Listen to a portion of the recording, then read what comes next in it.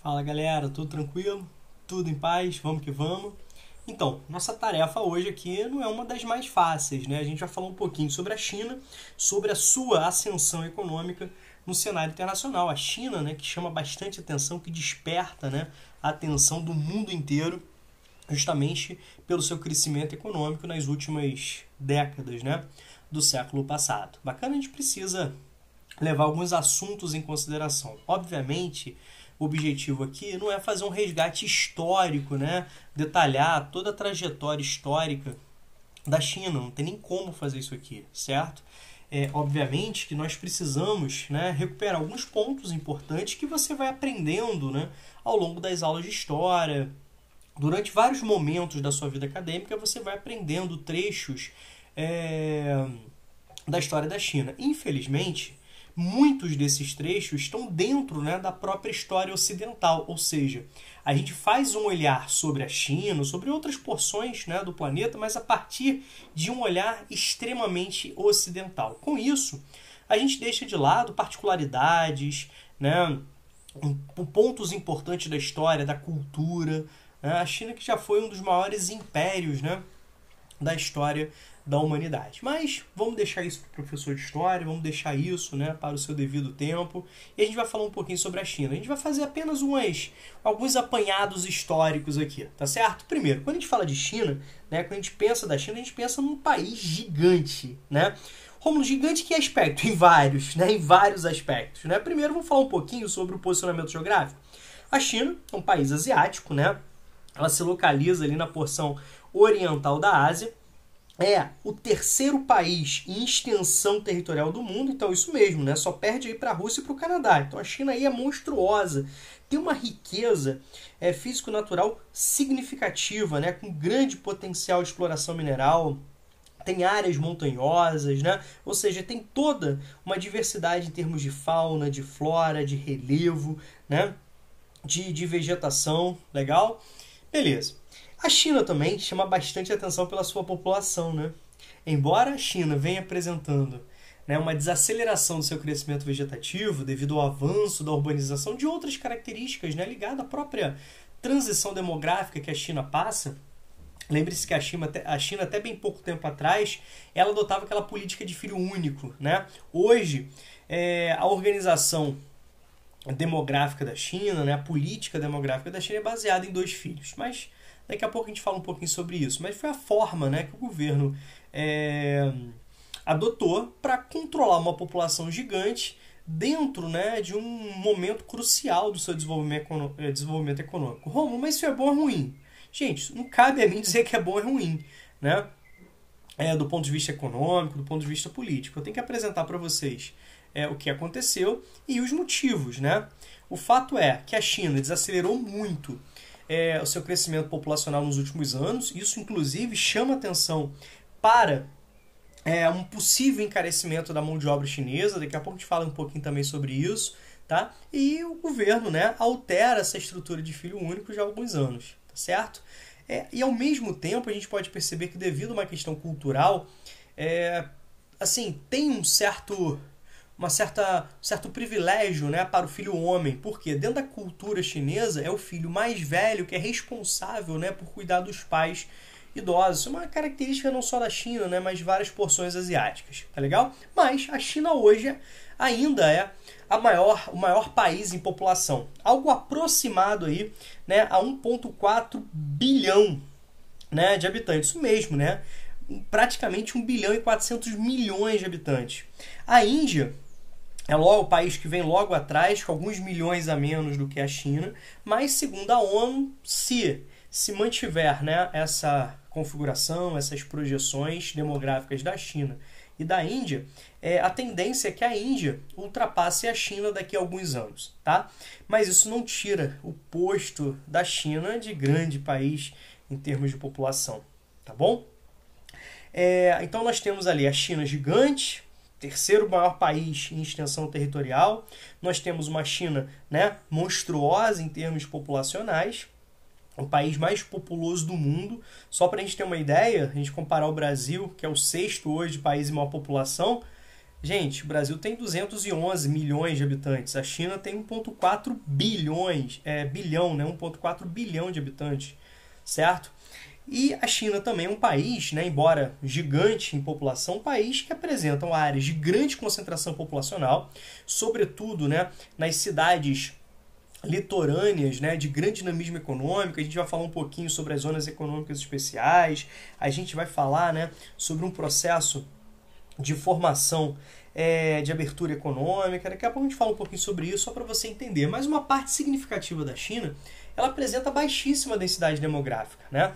Lembre-se que a China, ela ocupa ali um posicionamento no continente asiático, apresenta características, né, físico-naturais que favorecem maior ocupação, outras áreas, por exemplo, em áreas montanhosas, que não favorecem tanto a ocupação, mas a China tem lá aproximadamente 25% do continente asiático em termos de território, certo? É algo assim monstruoso realmente.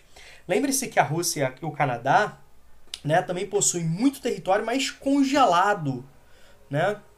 Áreas, né, geladas aí. Então, é importante a gente sempre destacar, né, determinados aspectos, tá certo? Quando a gente fala um pouquinho sobre a administração chinesa, isso sempre desperta bastante complexidade no entendimento, porque é muito diferente do que nós temos hoje aqui no Brasil. Então, tudo aquilo que é diferente da nossa estruturação, da nossa prática, né, política administrativa, nos traz espanto, como também aspectos culturais, obviamente, né? Por exemplo, o que eu queria chamar a atenção para vocês é o seguinte: a China, né, ela é dividida em 22 províncias, certo? 4 municipalidades de categoria providencial administrativa que é controlada diretamente pelo Partido Comunista, pelo governo central, certo? Chinês, certo? E também a gente tem 5 regiões autônomas. Dentro desse aspecto, eu queria chamar a atenção para 3. O Tibete, né? Há um processo revolucionário vitorioso por parte, né, das forças lideradas por Mao Tse-tung em 1949, a gente vai voltar a falar sobre isso, e no ano de 1950 os chineses avançam e invadem o Tibete, né, passando a controlar esse território como é até hoje. Você já deve ter visto na televisão, nos jornais, revistas, né, movimentos de apoio à libertação do Tibete, né, a grande figura aí é o Dalai Lama, né, o grande porta-voz, né, dessa tentativa, dessa busca, dessa luta, né, por libertação do Tibete. Legal? As duas outras que eu queria chamar a atenção, as duas outras regiões que eu queria chamar a atenção, além do Tibete, é Hong Kong e Macau. Tá? O que acontece? Macau, ela foi dada de presente, né, para os portugueses no século XVI, ou seja, o imperador chinês, né, visto que os portugueses ali deram uma ajudinha em derrotar um pirata ali que rondava, que dominava, né, gerava muito medo e pavor, cedeu esse território de Macau, tá certo? Obviamente, estou minimizando muito a história, né, muito mais detalhada, complexa, rica, né, do que eu estou falando, mas, como eu disse para vocês, o objetivo aqui não é entrar em detalhes e pormenores históricos, até porque não tem condições, né? Mas o que eu quero que vocês entendam é que esse território de Macau, ele, né, tornou-se área portuguesa, né, esteve sob o controle português do século XVI até o final do século XX, até o ano de 1999. Depois ele foi devolvido, né, à administração chinesa, né, depois de um acordo. Tá? Então, desde o século XVI até o ano de 1999, nós temos, né, esse controle por parte de Portugal. Certo? O outro território é Hong Kong, certo? A ilha de Hong Kong, histórica, importantíssima, né, em termos econômicos, financeiros, na Ásia. Ela foi controlada, né, pelos chineses, ela passou a ser controlada pelos chineses depois, né, da Guerra do Ópio ali, certo? Que é uma guerra, né, de luta, né, contra a independência. Ela passa a ser parte, né, do poderoso Império Chinês e ela foi devolvida para a administração chinesa, né, pelos ingleses em 1997. Situações muito complexas, tá? E Hong Kong, ela aparece bastante nos noticiários, né? O que os chineses, né, tentaram para minimizar possíveis atritos, contradições?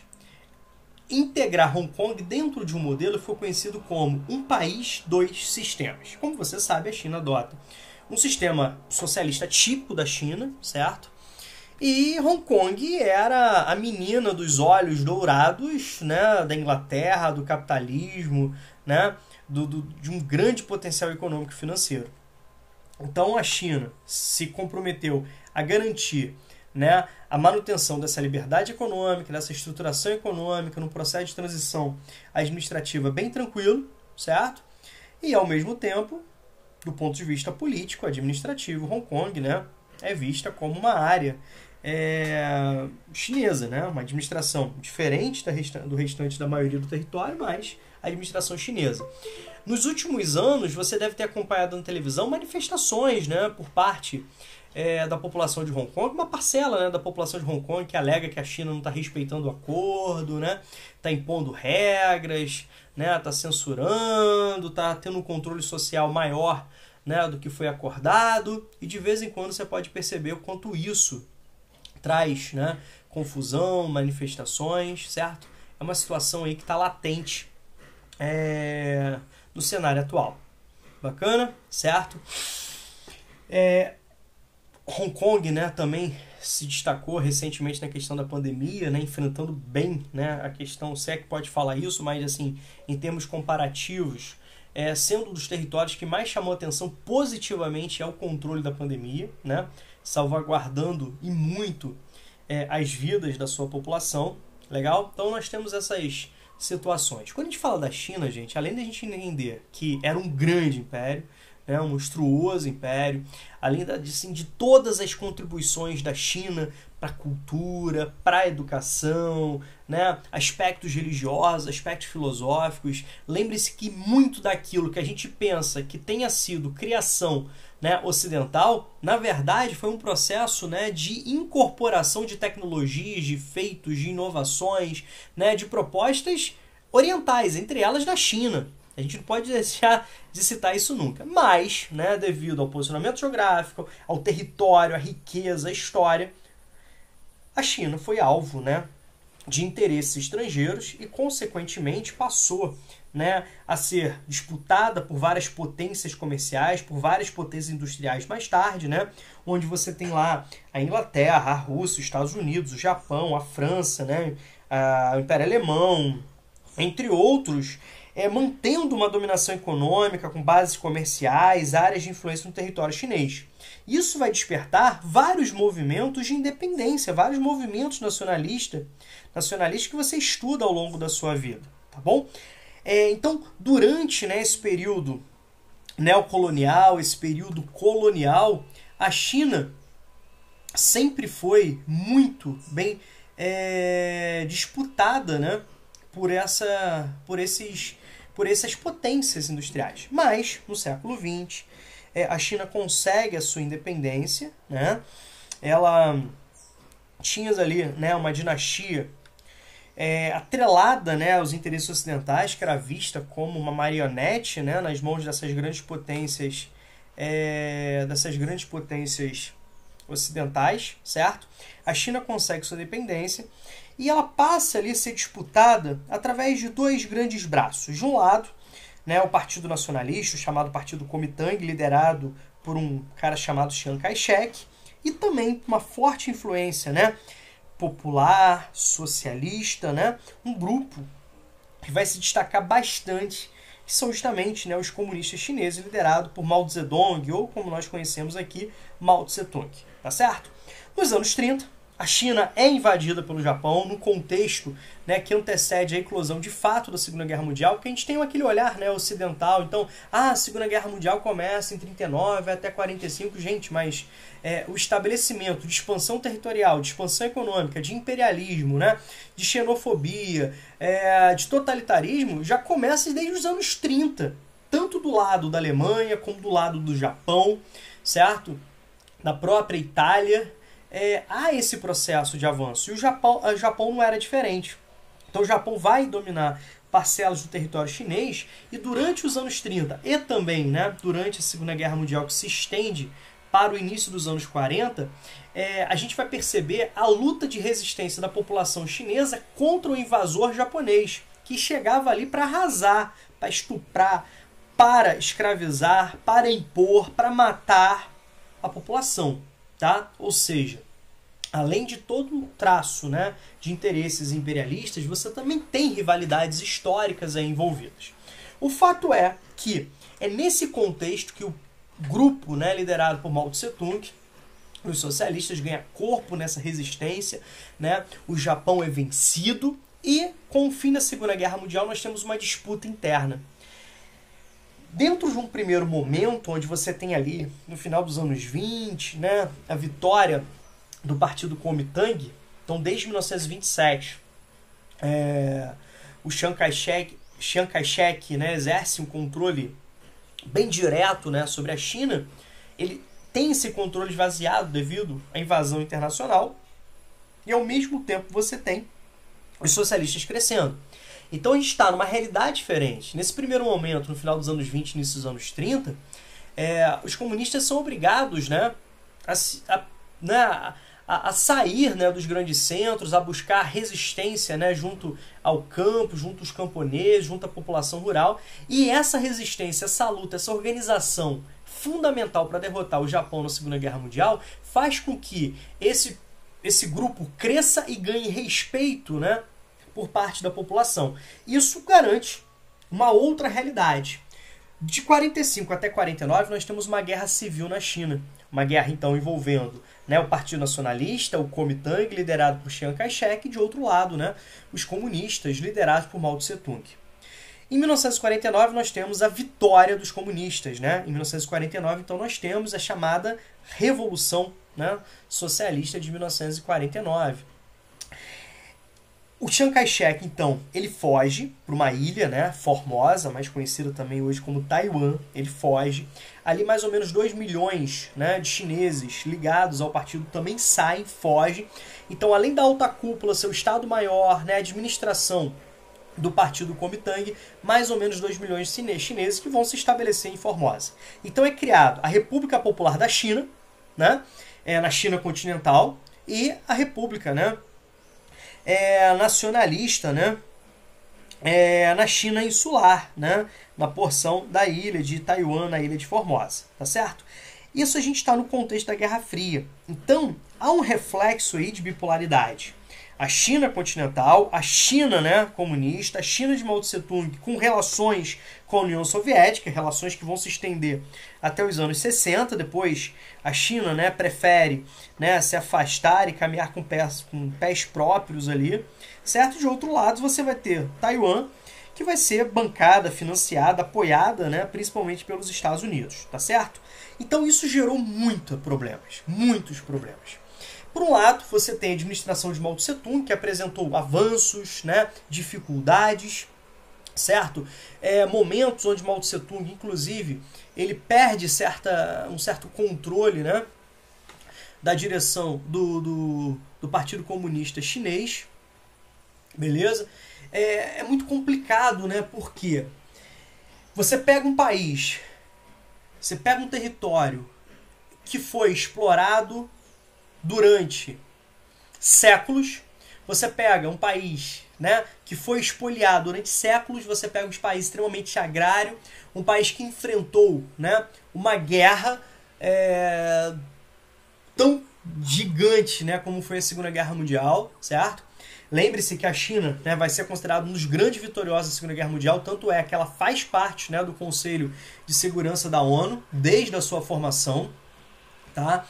Juntamente com a Inglaterra, os Estados Unidos, né, França e a União Soviética naquele momento. Então a gente, né, sempre tem aquele olhar ocidental, mas a China foi uma grande vitoriosa. Então a tarefa de Mao Tse-tung não era nada fácil, certo? Alguns planos econômicos não trouxeram os resultados esperados, pelo menos, né, não da velocidade que se esperava, tudo bem? Em 1976, nós temos uma nova...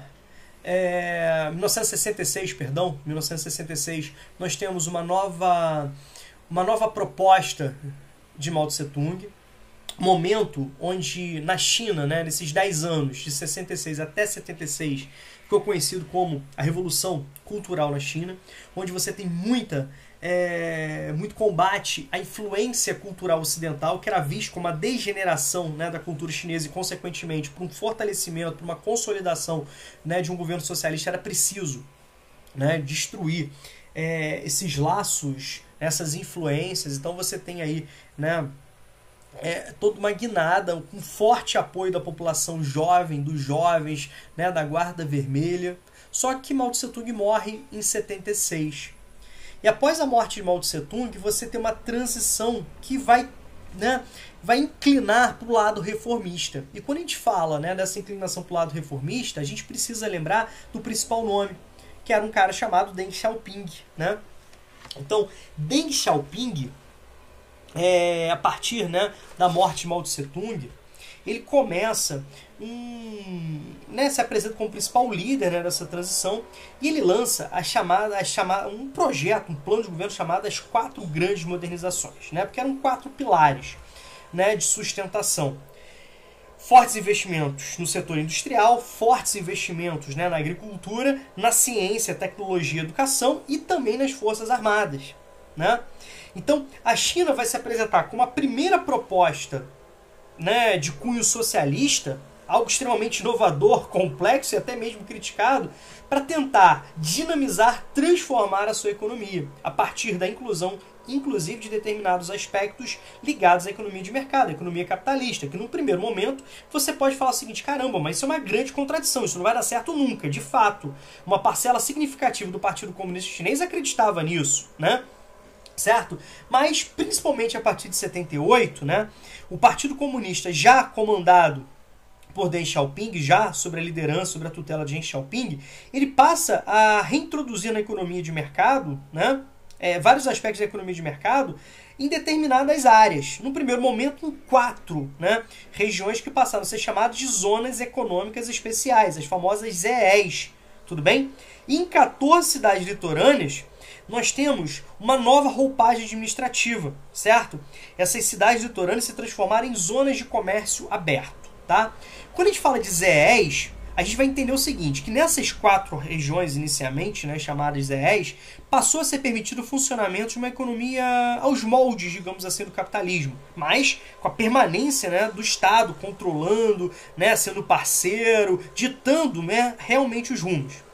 Elas vão se constituir no modelo chinês, que vai tentar, através da atração de capital internacional, de capital financeiro, da chegada, da atração de indústrias, a partir, né, de favorecimento como uma mão de obra comparativamente mais barata, auxílios fiscais, ajudas tributárias, doação de terreno, infraestrutura garantida pelo Estado, ou seja, a partir das condições de você produzir barato na China, passa-se a atrair investimentos, passa-se a atrair indústrias, tá certo? E consequentemente, né, nós temos toda uma nova roupagem, tá?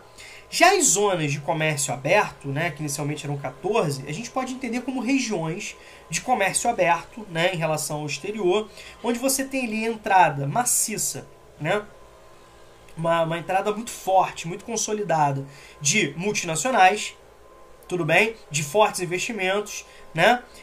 Que vai contar com a participação de capitais internacionais, né? Inclusive regionais, como por exemplo fortes investidores de Hong Kong também, certo? Então, assim, o grande modelo a ser copiado era aquilo, vários aspectos, né, que estava dando certo nos chamados tigres de primeira geração, né? Que era Hong Kong, Taiwan, né, Singapura e Coreia do Sul, vários aspectos, né? Então essas porções da China passaram a se apresentar como verdadeiras plataformas de exportação. Tudo bem? Beleza? Então, através dessas grandes vantagens, né, como por exemplo, por parte do governo chinês, né, como por exemplo, redução das remessas de lucro, ou seja, você tinha um rendimento ali, alguma parcela livre de impostos, né, que poderiam retornar para o país de origem, né, a baixa tributação, né, a doação de terrenos, né, infraestrutura, né, garantida também pelo Estado, forte, né, interesse do Estado chinês em se associar com empresas, né, internacionais, beleza? Uma moeda desvalorizada, né, que favorece as exportações de produtos muito baratos, né, no cenário global, certo? E ao mesmo tempo, a China investe pesado em tecnologia e qualificação, então progressivamente a China passa a oferecer mão de obra abundante, barata e com crescente qualificação. Isso permite a atração de empresas de investimentos de várias áreas, tá certo? E ao mesmo tempo, obviamente, para se adequar às necessidades, não somente naquele momento, mas pensando no futuro, né, um forte investimento em energia, em transporte, comunicação, tudo isso promovido pelo Estado chinês, tá certo? O que acontece? Esse modelo, né, foi chamado por Deng Xiaoping de economia, né, de mercado, ou economia socialista de mercado, o famoso socialismo de mercado. De um lado, você tem, né, as características socialistas de partido único, de forte controle por parte do Estado, né? O Estado ali se apresentando como principal agente do desenvolvimento econômico, tá certo? Ditando as regras mesmo, certo? Deng Xiaoping fala que ninguém compra da China, é a China que vende, né? Ninguém vende para a China, é a China quem compra. Isso mostra, né, que ele quis dizer o controle do Estado. E ao mesmo tempo ela passa a introduzir determinados aspectos da economia capitalista, como eu já citei para vocês, né? A partir de uma abertura econômica, entrada de multinacionais. Tinha algumas passagens, né, de Deng Xiaoping muito interessantes, que ele fala, por exemplo, assim, né? Obviamente que eu não vou utilizar as palavras exatas dele, que eu não me lembro, né? Mas, tipo assim, cara, a gente precisa abrir a janela para renovar o ar. Olha a justificativa de modernização. E óbvio, quando a gente renova o ar, a gente abre a janela, algumas moscas podem entrar. Assim, no meu entendimento, essas moscas são justamente os pontos negativos, as consequências negativas, a partir dessa abertura econômica, tá certo? Né? As características nefastas aí do capitalismo que passam, né, a chegar na China, tá bom? Mas a China chama muita atenção, muita atenção, tá? O que a gente precisa levar em consideração? A China hoje é a segunda maior economia do mundo, é um país que cresce estrondosamente, né? Vai apresentar desde, né, dessas transformações um crescimento que vai variando aí em termos de 7%, 10%, né? Por ano, tá? Isso é muito mais, né, do que a economia mundial, então você pode perceber que isso é praticamente 3 vezes, né, maior do que o crescimento da economia mundial, se a gente fizer um comparativo, tá certo? A China vai investir pesado e na diversidade da indústria, né, como por exemplo, né, indústrias tradicionais, com a presença de indústrias modernas, né, indústrias de alta tecnologia. A China é um dos países que mais investe, né, em tecnologia. De fato, né, a gente vai perceber que deram, dentro de determinado olhar, muito certo na China. Muitos analistas falam, né, que a China vai se afastando, né, do teor socialista. Outros já falam que a China, né, precisou, né, dar essa encorpada, essa guinada, e a China está preparando um grande pulo do gato, né, digamos assim. Ou seja, muitos já apostam que a China, né, vai superar os Estados Unidos, se colocando como a principal economia mundial. Mas a gente não está falando aqui de futurologia, a gente está falando de projeções, né, baseadas em dados, baseados em estudos, né, de muitos especialistas, né, uma discussão mais acadêmica, mais inflamada, né, no ambiente universitário. Mas o que importa para a gente é o que a China significa hoje, né? Quando a gente fala de relações com a China, a gente precisa entender que a China já se tornou uma potência global há muito tempo, né, com parceiros diversificados, principalmente depois que a China entrou para a OMC no início do século XXI. E hoje a China tem como principal parceiro, e vice-versa, nada mais nada menos que os Estados Unidos. Você fala, caramba, como assim, gente? Os Estados Unidos, que vivem numa essa disputa aí comercial com a China, que recentemente, durante o governo Trump, né, esteve muito na mídia, né, com pressões de ambos os lados, os Estados Unidos lançando pressões, né, sobre a importação chinesa, a China respondendo, né, a essas situações. E como assim? Né, de fato, a gente vai perceber isso, né, que os Estados Unidos e a China, eles se mantêm em uma relação econômica intensa, né, com, assim, chama atenção globalmente, né, certo? Só para você ter uma ideia, gente, mais de 400 das maiores empresas estadunidenses, elas operam, né, mais de 400 empresas dos Estados Unidos, elas operam no território chinês, Tudo bem? Certo? O problema é que, ano a ano, o comércio entre esses dois países gera um saldo extremamente positivo para a China, né? E a China pega esse saldo positivo e investe em vários aspectos, inclusive comprando título da dívida pública dos Estados Unidos, né? Beleza? A gente pode perceber isso, tá? Então, isso de um lado é bom, porque a China pega essa grana, né, esses recursos econômicos, esse saldo, e reinveste boa parte, né, desses recursos, né, comprando título da dívida pública. Por outro lado, muitos analistas eles advertem que o déficit estadunidense pode levar a China a diversificar ainda mais as suas aplicações, né? Como já aconteceu durante a crise, onde a China passa a comprar também títulos da dívida pública de outros países, né? Onde os Estados Unidos tornam-se menos atrativos. Isso é uma grande ameaça, segundo esses analistas, para as pretensões, né, de manutenção da hegemonia dos Estados Unidos. Tudo bem? E, consequentemente, você tem essa guerra fiscal aí, né? Os Estados Unidos pressionam a China para valorizar sua moeda, que é o yuan, né, que tornaria os produtos chineses mais caros e, consequentemente, né, permitiriam que os outros países tivessem preços mais competitivos, tá bom? E, ao mesmo tempo, a gente vai perceber que a China não cede a essa pressão, ela banca isso, né? O mundo ocidental fala que a China adota o yuan desvalorizado de propósito, né? A China fala que não, né? O mundo ocidental fala que a China adota práticas comerciais ilegais, certo? Como, por exemplo, não respeita direitos autorais, não respeita produção científica, não tem esse respeito por essa produção, certo? E a gente vive, literalmente, essa disputa aí internacional entre China e Estados Unidos, tá certo? Por outro lado, e a nova vitória aí, a derrota do Trump, né, e a vitória do Biden, é aguardada com muita expectativa no cenário internacional, inclusive porque pode trazer mudanças geopolíticas, né? Obviamente que os Estados Unidos não vão deixar de ser imperialistas, obviamente que os Estados Unidos não vão deixar de ser extremamente nacionalistas, mas isso traz, né, uma nova roupagem de diálogo, tá certo? Por outro lado, a gente tem que falar também da relação Brasil e China, certo? A China vai se apresentar como o principal parceiro comercial, né? A China do Brasil, e a mesma coisa não acontece, o Brasil não é um dos maiores parceiros, né, comerciais da China, certo? Os grandes parceiros comerciais da China são justamente as nações mais desenvolvidas. E o que chama mais atenção, o que grita mais, é justamente aquilo que o Brasil compra e aquilo que a China compra do Brasil. Então essa relação comercial de importação e exportação chama muita atenção pelo teor que se é negociado, certo? De um lado, o Brasil exporta para a China principalmente produtos, né, primários de baixo valor agregado, como por exemplo soja, minério de ferro, petróleo bruto, tá certo?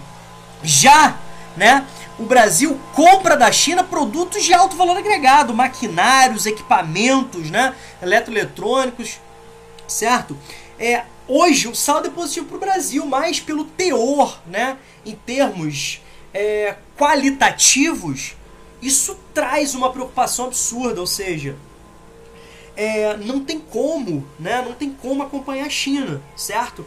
Isso, gente, aumenta ainda mais o medo de primarização da economia brasileira, o medo de comoditização da economia brasileira, ou seja, o país investindo pesado, priorizando a produção primária. Isso inibe, né, o avanço do Brasil num processo de desenvolvimento muito forte, ou seja, isso aprofunda determinadas contradições, tá? Isso aprofunda determinadas contradições, né? Obviamente que isso é orientado por uma política, né, onde o Congresso é controlado por grandes latifundiários, grandes pecuaristas, grandes empresários agrícolas, grandes empresas de mineração. Isso vem trazendo problemas significativos. Ou, por exemplo, o Brasil vende soja, é o segundo maior produtor de soja e é o primeiro maior exportador de soja, e grande parte da nossa soja vai para a China. Para quê? Para atender a necessidade de ração chinesa, como, por exemplo, engordar porcos. Então o Brasil está destruindo o solo, está destruindo a água, está destruindo a atmosfera, está destruindo a biodiversidade para alimentar os porcos chineses, né? E tem gente que defende essa realidade, que defende isso, certo? Então a gente precisa parar, a gente precisa analisar. E por outro lado, o que o Brasil faz? Né? Cada vez mais investe menos em tecnologia, cada vez mais retira investimentos, né, das universidades, das instituições públicas, né, federais, estaduais, certo? Onde você tem os principais polos, né, de produção tecnológica no Brasil, que são os chamados tecnopolos, que estão ali. E cada vez mais o Brasil fica dependente, né, de importação de produtos de maior valor agregado. Cada vez mais ele fica dependente de importar e ter que pagar por essa tecnologia, tá certo? Então isso traz problemas severos, né, para a inserção do Brasil na economia mundo. E a China, e essa relação com a China, desperta muito interesse, muito debate, né, em cima disso, tá certo? Então, gente, nós temos vários aspectos. A China tem vários desafios, né, extremamente importantes, né? Entre os principais desafios da China nós temos né, criar um equilíbrio entre crescimento econômico e desenvolvimento social. A China, né, tem uma desigualdade regional muito forte em termos, por exemplo, de PIB per capita, né, em termos de infraestrutura, em termos de concentração populacional. A gente pode perceber que a China tem problemas ambientais severos, uma matriz energética muito suja, pautada em combustíveis fósseis, com destaque muito grande para o carvão mineral, né, que é utilizado para a produção de energia através de termoelétricas, é utilizado para o aquecimento doméstico, tá certo? Então precisa, de fato, né, superar essa realidade. A China também é o país que mais investe, um dos países que mais investem, né, em tecnologia limpa. Chegou a ser o segundo em alguns aspectos aí, né, determinando a área, já é o primeiro país em investimentos tecnológicos em determinadas áreas, certo? Mas a questão ambiental é muito séria, né? A chuva ácida, a questão das ilhas de calor, tá bom? A questão, né, ambiental grita na China, né? A China tá, segundo especialistas, se mantivesse esse patamar, poderia entrar em ebulição, né, ambiental, né? Questões geopolíticas, como eu citei para vocês, principalmente ali a questão do Tibete, a questão de Hong Kong, né? Essas relações, as disputas comerciais com os Estados Unidos e outros, né, potências econômicas, certo? São grandes desafios aí da China, tá bom? Outro aspecto também que merece destaque é o projeto, é um mega projeto, não sei nem falar a expressão, mais do que mega, Ultra Power Ranger mega projeto, né, que é o chamado a nova Rota da Seda, né? Porque a Rota da Seda era um conjunto, né, de infraestruturas de estradas e tal que facilitavam, né, o escoamento de produtos, né, sobretudo o produto têxtil, e daí o nome Rota da Seda, né, que chamava mais atenção para outras partes do globo. E agora a China, né, nos últimos anos lançou um projeto megalomaníaco, né, de criar rotas de conexão, de rotas, né, de transporte rodoviário, ferroviário, portos, né, para facilitar o escoamento da produção chinesa para o mundo, chegando até a Europa. Né? Mais de 60 países, né, serão integrados, digamos assim, nessa grande infraestrutura transnacional. Essas obras, essa infraestrutura, esse mega projeto, né, tem como objetivo ser finalizado no ano de 2049. Você fala, Romulo, pô, legal, tem um toque, por que não pode ser 2050? Porque você deve estar lembrando aí, né? O ano de 2049 é muito emblemático, né? O que nós comemoramos aí? Comemoramos em 2049, ou como os chineses vão comemorar, né? 100 anos da Revolução Comunista de Mao Tse-tung, da criação da República Popular da China, né? Que foi em 1949, depois daquela guerra, né, civil de 4 anos com o Partido Kuomintang, tá certo? Então a China aí é um país que chama atenção por vários aspectos, né? Vários aspectos. É muito complexo você analisar a questão da China. Mas, se alguma coisa não ter ficado clara, a necessidade de aprofundar algum ponto, até mesmo de história, vocês me procurem que a gente avança aí, tá bom? Aqui por hora, grande abraço para vocês, fiquem com Deus, muito obrigado.